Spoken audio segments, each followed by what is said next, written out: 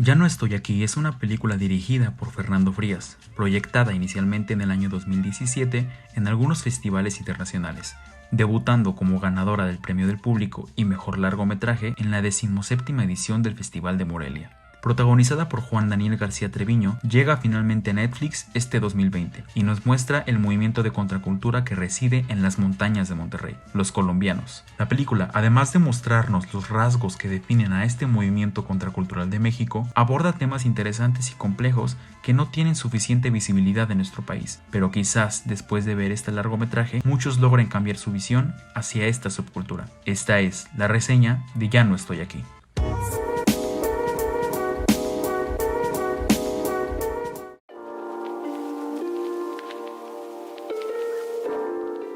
Ulises es un joven de 17 años que vive en los barrios entre las montañas de Monterrey y es líder de la pandilla Los Tercos, perteneciente al movimiento contracultural de Colombia. Después de verse involucrado en un breve malentendido con una pandilla, Ulises se ve obligado a huir de su lugar natal y emigrar a Estados Unidos, dejando atrás a su familia y amigos. La premisa logra atrapar y cautivar al espectador desde el primer momento, no solo por abordar temáticas emotivas y de impacto con las que estamos familiarizados, como la migración, la violencia, el narcotráfico, sino también por representar un sector que ha sido marginalizado por el resto de la sociedad.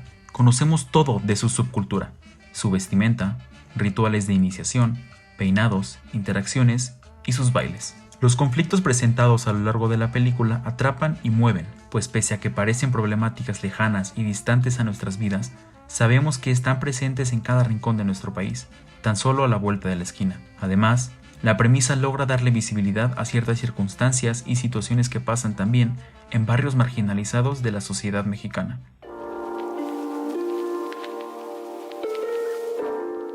Los personajes que nos muestra Frías en su obra tienen personalidades divertidas, únicas y entrañables. Tenemos a Ulises, un chico apasionado por la música que pone a su familia y amigos por encima de todas las cosas. Es leal, fuerte, pero también sensible. Y pese a vivir en un ambiente donde la violencia, las injusticias y la pobreza prevalecen, el joven sale adelante día a día con sus amigos, disfrutando de la música y los bailes de su comunidad. Tenemos a un protagonista multifacético, con fortalezas y defectos, pero cuyas acciones y errores son tan comunes y mundanas que el espectador logra conectar inmediatamente con él. A sus amigos, por otro lado, no llegamos a conocerlos a profundidad como él. Se presentan más bien como un complemento de Ulises, un complemento a quien es él, lo que desea y lo que le apasiona. La identidad de Ulises se cimienta a partir de la formación de su grupo, Los Tercos, y es este mismo grupo el que lo impulsa y motiva a llevar a cabo distintas acciones.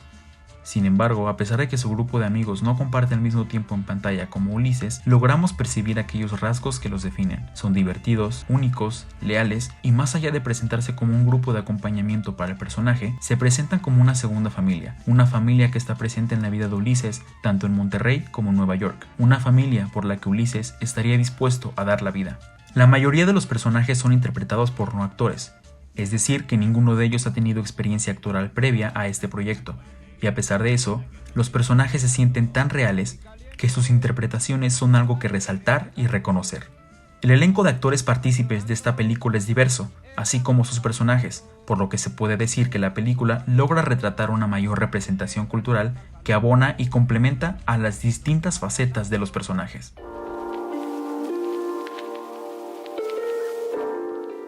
El trato que se le dio a este guión es bastante particular, sobre todo por el hecho de que se distingue de otras películas mexicanas por su naturalidad en sus diálogos y en la creación de momentos cómicos, emotivos y violentos. A diferencia de otras películas mexicanas donde se retrata la violencia y el narcotráfico en México, el guión evita a toda costa la sobreexplotación de elementos visuales gráficos para levantar el morbo. Presenciamos como espectadores una sola escena gráfica, que pasa rápidamente y con una intención.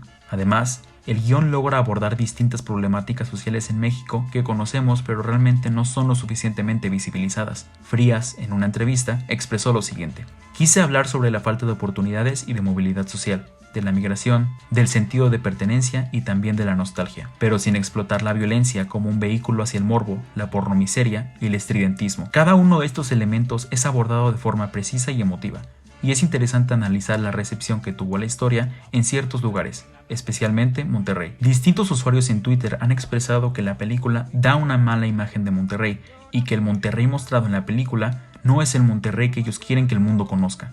El cine comercial mexicano se ha encargado de mostrar el lado atractivo de México, y películas como Nosotros los Nobles, Cindy la Regia y No Manches Frida se han encargado de ocultar esta cara de México, esta cara donde predomina el clasismo, las injusticias sociales, la marginalización social y el narcotráfico. En lugar de eso, se nos han mostrado paisajes industrializados y urbanizados, donde predomina gente adinerada y de belleza hegemónica, edificios altos y grandes, coches de lujo. Ya no estoy aquí rompe con esta línea de forma magistral, teniendo como principal objetivo contar una historia humana desde una arista poco visibilizada y conocida, además de darle representación al movimiento contracultural de los colombianos.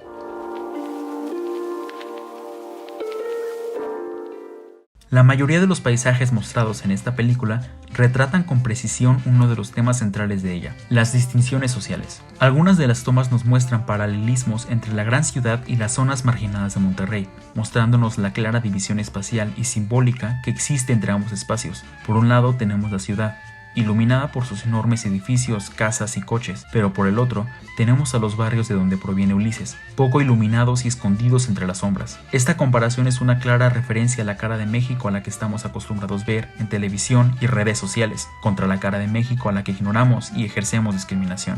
La fotografía es hermosa y tiene un lenguaje cinematográfico que, más allá de verse atractivo o estético, logra mandar un mensaje escondido entre sus paisajes y posiciones. Es innegable que el trabajo de cámara en esta película es espectacular y único.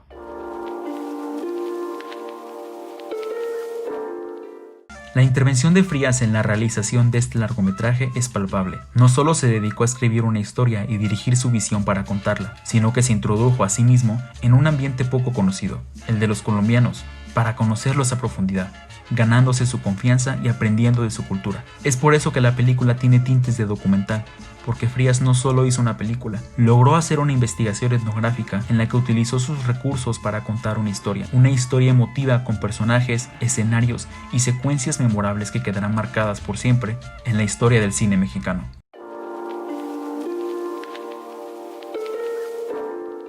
Ya no estoy aquí no solo es una película de consumo, es una película que incita a la reflexión. Su mensaje se construye a partir de una intención de visibilidad a problemáticas vigentes en nuestro país: la violencia, el narcotráfico, la injusticia social, la pobreza y el clasismo. Negar que existen personas que sufren día a día estas violentas situaciones es emitir un juicio de valor que surge a partir del privilegio, un privilegio que nos nubla la empatía y nos hace juzgar a otros por su tono de piel, por su vestimenta o su clase. Esta película logra insertar este cuestionamiento en el espectador, incitándolo a reflexionar, pero solo aquel dispuesto a salir de su burbuja de individualidad y privilegio logrará hacerlo.